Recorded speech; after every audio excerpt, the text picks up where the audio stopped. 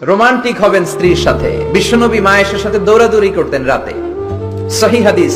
একদিন বললেন চলো কে দৌড়াতে পারে, ওটা কে ধরতে পারে। দুইজন দৌড়, বিশ্বনবী আস্তে দৌড় দিলেন, মা এসে আগে ধরে ফার্স্ট হলেন।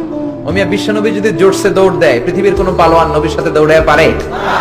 ইচ্ছা করে জিতায় দিলেন, ইচ্ছা করে। মা এসা খুব খুশি। বিশ্বনবী চাইলেন একটু খুশি হোক, জিতায় দিলাম আর কি, সমস্যা কি। তার 7 বছর পরের ঘটনা। মা আয়েশা একটু মোটা হয়ে গেছে, আবার বললেন রাতে, আয়েশা চলো আজকে দৌড় খেলি, মদিনায় তো সবাই ঘুমায়। মা আয়েশা মহা খুশি, ভাবছে ওই দিনও হারাইছে, আজকেও হারাবে। বিষ্ণুনবী মনে মনে বলে আজকে নো চান্স, আজকে চান্স দিব না। তো চলো ওই পিলার ধরি, দুইজনে দৌড়। বিশ্বনবী চান্স দেয় নাই।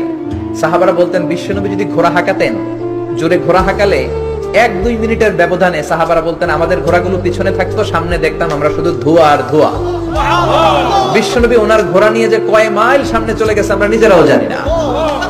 কি পালোয়ান! মক্কার সবচেয়ে বড় কুস্তিগিরকে 3টা আছাড় মেরেছিলেন উনি। ওনার এক হাতে ছিল জান্নাতি 40 জনের শক্তি। পড়েন সুবহানাল্লাহ। আয়েশা ভাবলেন আজকেও হারাবে।